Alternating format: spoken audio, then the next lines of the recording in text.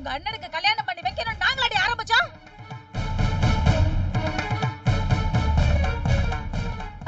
இந்த அம்மா வீட்டுக்கு போய் பொண்ணு பார்த்துட்டு வந்து முழுசா 8 மாசம் முடிஞ்சு போயிடுச்சு. நிச்சயம் பண்ணணும்னு ஒரு ஸ்டெப் எடுத்து வச்சு பண்ணினாங்க. உனக்கு ஒரு நல்லது பண்ணி பார்க்காம மூத்தவனுக்கு கல்யாணம் பண்ணவே மாட்டேன்னு ஒத்த கால்ல நின்ன மனுஷனை மாத்துறது யாருடி? சொல்லுடி, யார் மாத்தறது? நான் தான் அம்மா. நான் இல்லன்னு சொல்லலையே. அப்புறம் எந்த மூஞ்சியை வச்சிட்டு அந்த நாய்க்கு கல்யாணம் பண்ணி வச்சீங்க?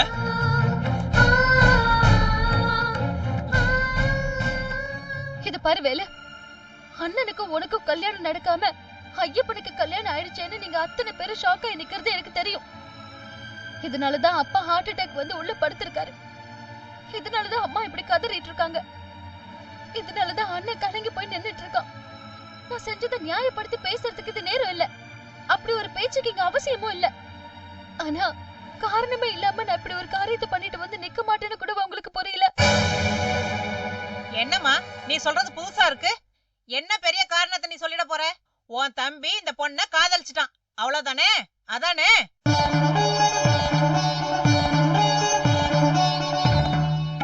அது ஒண்ணும் தப்பும் இல்ல, கொலைபாதகமும் இல்ல. ஆனா என்னவா இருந்தாலும் இன்னைக்கு இந்த அவசரத்துல அவங்களுக்கு கல்யாணம் செஞ்சு கூட்டு வர அளவுக்கு என்ன கட்டாயம் உனக்கு?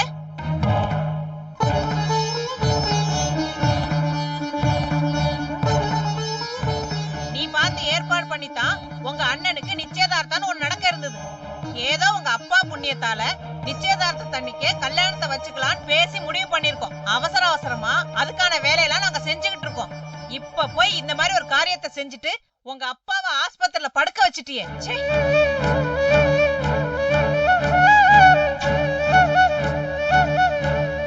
பொண்ண பெத்தவமானா இப்ப எதை நினைக்கணும் எதை நினைக்க கூடாதுன்னு யோசிச்சு ஒரு முடிவு கூட என்னால வர முடியல.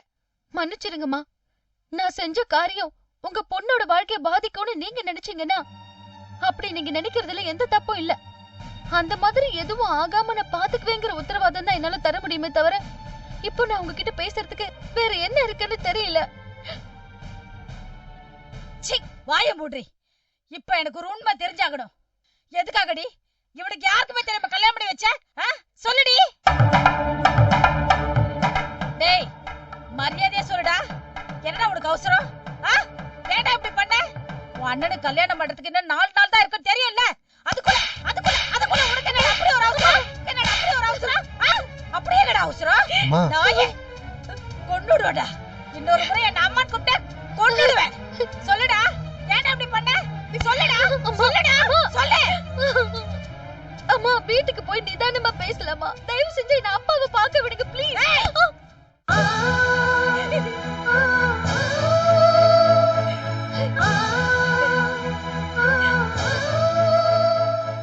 ஒரு அடி கால் எடுத்து வச்ச வெட்டிடுவேன், ஜாக்கிரதை. போயிடுவியா? நீ உள்ள போயிடுவியா? நீ பாத்துருவியா அவரை? கழுத்தை நெரிச்சு கொண்டுடுவேன், ஜாக்கிரதை. எந்த மூஞ்ச வச்சுக்கிட்டு நீ அவரை பார்க்க போற? பார்த்து என்ன பண்ண போற? ஏப்பா வெறும் ஹார்ட் அட்டாக் கூட வந்து படுத்துட்டு இருக்க? இவன் கல்யாணத்தை பார்த்த கையோட அப்படியே மொத்தமா போய் சேரு சொல்ல போறியா? சொல்ல போறியா? நில்லடி. உனக்கு ஒரு நல்லது பண்ண முடியாம தவிச்சுக்கிட்டு இருந்த மனுஷன்டி. ஒரு நாள் அவர் நிம்மதியா சோறு தின்னு இருப்பாரா? ஒரு ராத்திரி அவர் நிம்மதியா படுத்து தூங்கி இருப்பாரா? ஒரு நாள் கிழமை பண்டிகைன்னு கண் கலங்காம கொண்டாடி இருப்பாரா? ஊர்ல எந்த பொண்ணுக்காவது கல்யாணம் பத்திரிக்கை வைக்க வந்தா குற்ற உணர்ச்சியில தலை குடிச்சு நிப்பாருடி உங்க அப்பா. தெரியுமா உனக்கு? கையால் அகத தடத்துக்கு உன் வாழ்க்கை பலி கொடுத்துட்டோமோன்னு எத்தனை நாள் என்கிட்ட சொல்லி அழுதிருக்காரு தெரியுமாடி உனக்கு?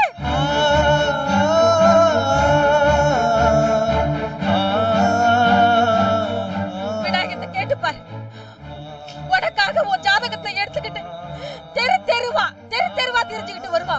பார்க்க போற டாக்டர் கிட்ட எல்லாம் உன் ஜாதகத்தை கொடுத்து என் தங்கச்சிக்கு ஏத்த மாதிரி மாப்பிள்ளை இருந்தா சொல்லுங்க டாக்டர்னு வெக்கத்தை விட்டுட்டு கேட்டுட்டு வருவான். அப்படி கேட்க சொன்னது யார் தெரியுமாடி உனக்கு? உங்க அப்பாடி, உங்க அப்பா. ஆம்பளை புள்ள உன்னை 4 பேர் இலக்கணமா பேசினா அது உன் மேல ஒட்டிக்காதுடா. ஆனா உன் தங்கச்சிய 4 பேர் தப்பா பேசினா அவ எதிர்காலமே வீணா போயிடும். அதுக்காகவாது சீக்கிரம் அவளுக்கு ஒரு வழிய பண்ணுன்னு நான் தினம் ஆபீஸ் போகும்போது சொல்லி அனுப்புவாரு. இவ்வளவு பேசுறியே, உனக்கு அது தெரியுமா?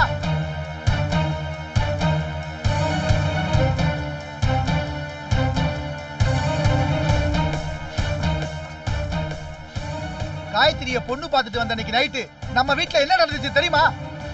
சொல்லுங்கம்மா, ஏமா நிக்கிறீங்க? சொல்லுங்கம்மா. அவளுக்கு தரகர் கொடுத்த ஜாதகம் சரியா இருக்குன்னு ஏதோ ஒரு ஆசையில போய் பொண்ணு பார்த்துட்டு புடிச்சிருக்குன்னு சொல்லிட்டு வந்துட்டோம். ஆனா அத வேணான்னு சொல்லுடா விநாயகன் சொல்லி என் கைய புடிச்சுக்கிட்டு கதறினாரு புரணி. தெரியுமா உனக்கு?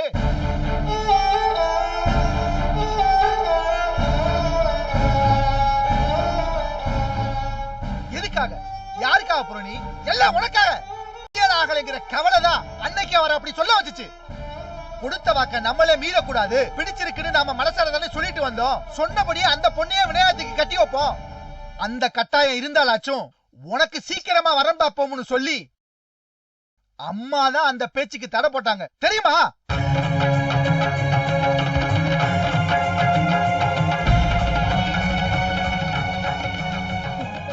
விடுற மூச்சு காத்த கூட பூரணி பூரணி சொல்லிக்கிட்டு விடுற மனுஷன்டி உங்க அப்பா. அவருக்கு போய் இப்படி ஒரு துரோகத்தை பண்ணிட்டு வந்து நிக்கிறியேடி. கடவுளே, நான் என்னத்த பண்ணுவேன்?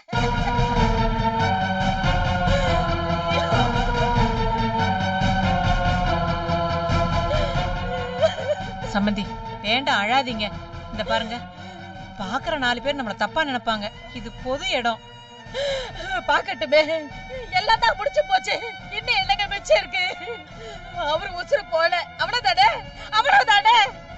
இவனை உள்ள போ சொல்லுங்க. அடுத்த நிமிஷமே அதுவும் முடிச்சு போயிடும். அம்மா, டேய் போயிடுறா, போயிடு. இதுக்கு மேல நீங்க நின்ன நான் என்ன பண்ணுவேன்னு எனக்கே தெரியாது.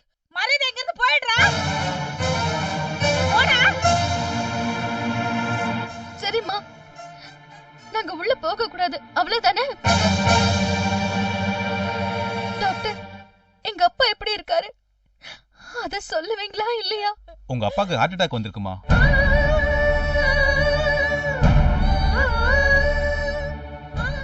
ஆஞ்சியோகிராம் பண்ண போறோம்.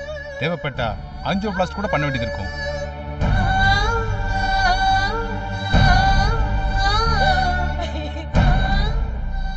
ஒருவேளை பிளாக்ஸ் அதிகமா இருந்து ஆஞ்சியோ பண்ணி பிரயோஜனம் இல்லைன்னா பைபாஸ் சர்ஜரி கூட பண்ண வேண்டியது வரும்.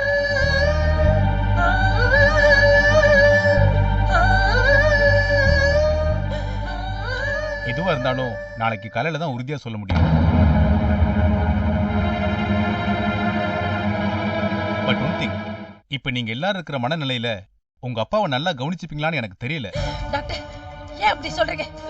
நான் இருக்கேன் டாக்டர். என் புருஷனை காப்பாத்துறதுக்கு நான் இருக்கேன். எந்த கழுதை இழுத்துட்டு போற எனக்கு என்ன டாக்டர்?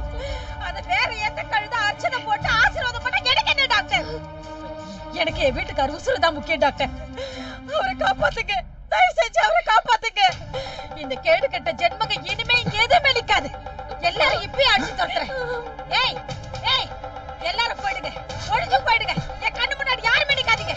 நீங்க செத்தா என்ன, பொழைச்சா என்ன, எனக்கு அதை பத்தி எந்த கவலையும் கிடையாது. ஆனா செத்தாலே என் கண்ணு முன்னாடி வந்து நிக்காதுடா. அம்மா, அப்படி பேசாதம்மா, என்ன மன்னிச்சிருமா. என்ன நடந்து? ஏய் போடா.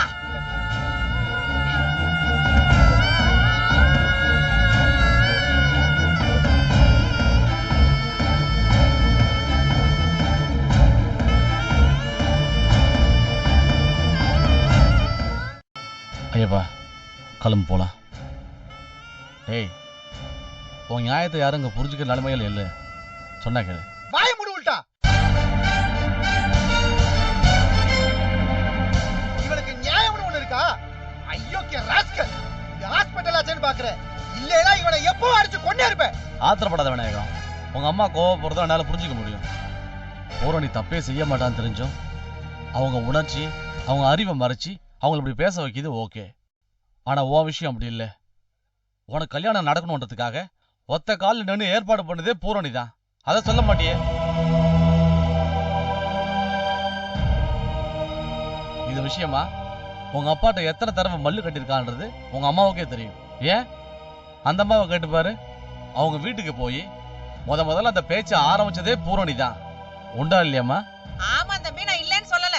ஆனா என்ன நீங்க சொன்னாலும் 4 நாள்ல மூத்த பிள்ளை கல்யாணம் வச்சிருக்கிறப்ப 3வது பிள்ளை கல்யாணத்தை செஞ்சு கொண்டு நிறுத்தி அவங்க அப்பா படுக்கையில படுக்க வச்சிருக்கீங்களே, அதை எப்படி நியாயம்னு சொல்லுவீங்க? இத பாருங்கம்மா, அவங்களுக்கு அவங்கவுங்க நியாயம் ஒண்ணு இருக்குதுமா. நியாயத்துக்கு மேல தர்மம்னு ஒண்ணு இருக்கு. இன்னும் சொல்ல போனா அதுதான் நம்ம எல்லாருக்கும் சாமி.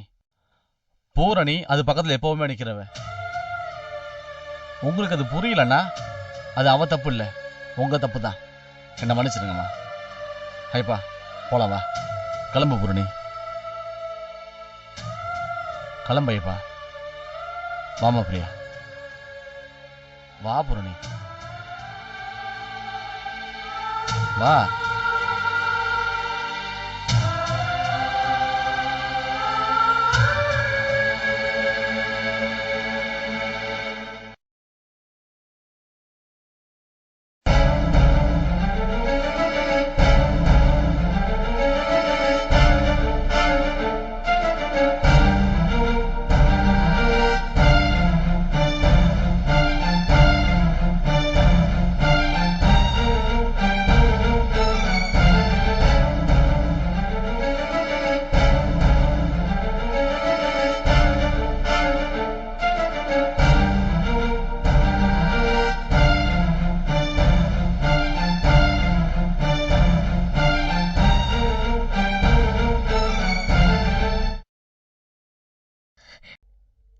அத்தை, என் பேர் பிரியா.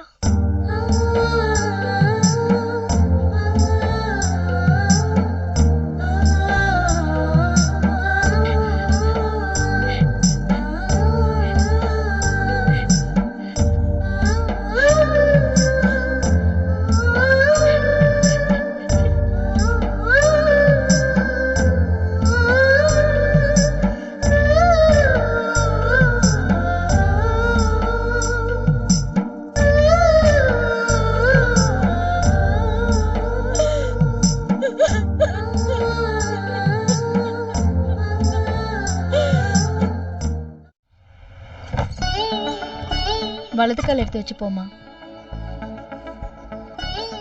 போ.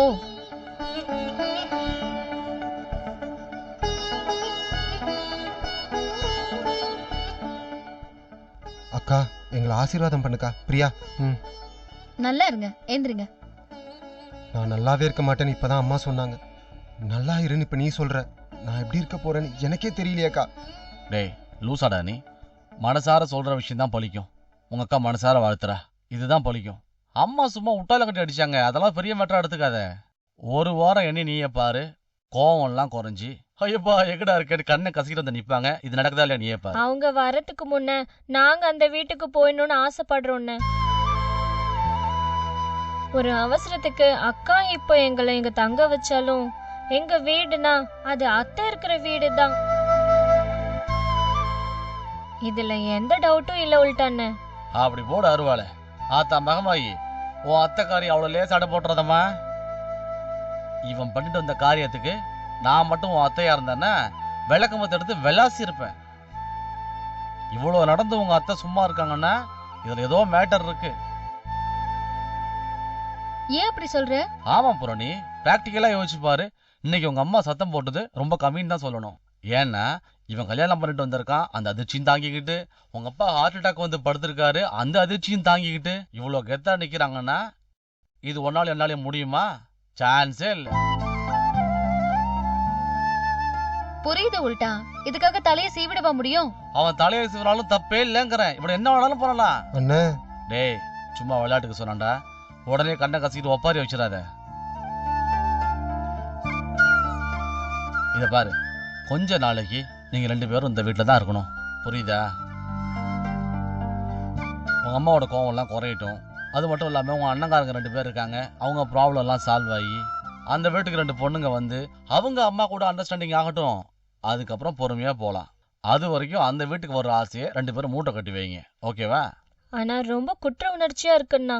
அட அதுதான் தலையெழுத்து நினைச்சிட்டு போம்மா. சாமி, கொஞ்ச நாளைக்கு இவங்க இப்படிதான் பெணாத்திட்டு இருப்பாங்க. நீதான் இவங்களுக்கு புத்தி சொல்லி கரெக்ட் பண்ணி வைக்கணும். நீ கவலையப்படாத பூரணி. இவங்களுக்காக ஆஞ்சநேயர்கிட்ட வேண்டிக்கிட்டு 48 நாள் விரதம் இருக்க போற. நீ வேணா பாரு, உங்க அம்மா அப்பா மனசு மாறி இவங்க 2 பேரும் ஏத்துக்கதான் போறாங்க. தேங்க்ஸ் சாமின்னு. ஆனா ஆஞ்சநேயர் பிரம்மச்சாரி சாமியாச்சே, அவரை போய் இந்த மேட்டருக்கெல்லாம் கூப்பிட்டா கோச்சிக்க மாட்டாரு? சேர்த்து வைக்கிறதுல அவர்தான் எக்ஸ்பர்ட். நீ ராமாயணம் படிச்சது இல்ல? யோ சாமி, புருஷ முன்னாடியை சேர்த்து வச்சிருப்பாரியா? மாமியார் மருமகளமா சேர்த்து வச்சாரு? இப்படி எல்லாம் எனக்கு மடக்கா கேள்வி கேட்டா பதில் சொல்ல முடியாது. அக்கா, அப்பாக்கு எதுவும் ஆயிடாது இல்ல? அப்பாக்கு எதுவும் ஆயிடாது இல்ல? அப்பா நல்லதா இருப்பாரு, நீ கவலைப்படாத. என்ன ஹார்ட் அட்டாக்னா கொஞ்சம் பயமா தான் இருக்கும். எனக்கு புரியாம இல்ல, ஆனா அப்பாவுக்கு எந்த தப்பும் ஆயிடாதுடா. எப்படிக்கா சொல்ற? ஐயப்பா, உங்க அப்பாவுக்கு ஒரு பெரிய லட்சியம் இருக்கு, உங்க அக்காவோட கல்யாணம். அதை நீங்க 3 பேருமா சேர்ந்து வெறியா மாத்தி விட்டுட்டீங்க. உங்க கண்ணு எதிரையே உங்க அக்காவுக்கு ஒரு மாப்பிள்ளைய பார்த்து அவரு கல்யாணம் பண்ணி வச்சு, இது நான் பார்த்து வச்ச மாப்பிள்ளடா அப்படின்னு உங்ககிட்ட மாறு தட்டிக்கிற வரைக்கும் ஒரு ஒண்ணாகாதரா. ஐயப்பா கவலைப்படாத. பாவம்ண்ணா, எனக்கு மாமாவை பார்த்து அவர் காலை பிடிச்சு கதறணும் போல இருக்கு தெரியுமா? அத்தை என்ன அடிச்சா கூட பரவாயில்ல, ஒரே ஒரு தடவை எங்களை பார்க்க மட்டும் அலோவ் பண்ண சொல்லுங்களேன். பிரியா, நீ ரொம்ப நல்ல பொண்ணு. இப்ப இருக்கிற மாதிரியே எப்பவும் நீ இருந்தா அது என் தம்பிக்கு நல்லது, உனக்கும் நல்லது, ஏன் எல்லாருக்குமே நல்லது. ஆனா நீ நினைக்கிற மாதிரி எங்க அம்மா மனச அவ்வளவு சுலபமா மாத்திட முடியாதுமா. அதுக்காக நீங்க இப்படியே பிரிஞ்சுதான் காலத்துக்கு இருந்தாகணும்னு நான் சொல்ல வரல. என்னைக்கு நீங்க அந்த வீட்டுக்குள்ள சந்தோஷமா கால் எடுத்து வைக்கிற சூழ்நிலை வருதோ, அன்னைக்கும் நீ இதே மனநிலையோட, இதே பாசத்தோட, இதே அன்போட, அக்கறையோட, பொறுப்போட இருக்கணும்னு நான் ஆசைப்படுறேன். நான் மாற மாட்டேன்க்கா.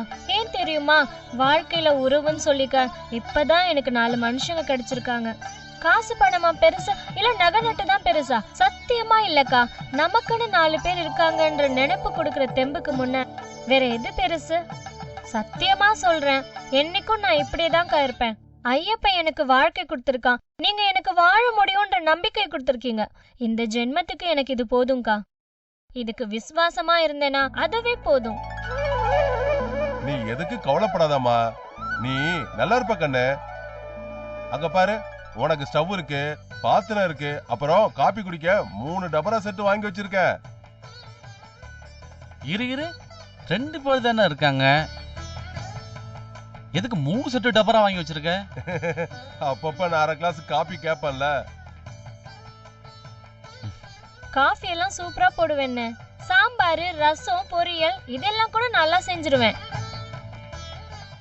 அப்புறம் இட்லி ஊத்தி வைக்க தெரியும், தான் ரவுண்டு கரெக்டா வராது. அது பரவாயில்ல பிரியா, for a change தோசையை ஸ்கொயரா ரெக்டாங்கிளா சுட்டு சாப்பிடுங்க, தப்பில்ல. ஆமா பிரியா, நீ ஷேப்பே இல்லாம சுட்டு கொடுத்தா கூட நம்ம ஐயப்பா வாயை மூடிட்டு கம்முன்னு சாப்பிடுவான். என்ன ஐயப்பா? நீ சும்மா ஓட்டாத உல்டா. முதல்ல நீ கிளம்புற வழியை பாரு. பூரணி, ஹாஸ்பிட்டல்ல உங்க அம்மா தனியா இருப்பாங்க, நீ உல்டாவை கூட்டிட்டு முதல்ல அவங்கள போய் பாரு. இவங்க 2 பேரும் நான் பாத்துக்கிறேன். வரேன் ஐயப்பா, வரேன். பத்திரமா பாத்துக்கோ சாமி. கவலைப்படாம போ, உன் தம்பி நீ என் பொறுப்பு. வரேன் ஐயப்பா. சாமி வா பேசணும். என்ன உல்டா? அது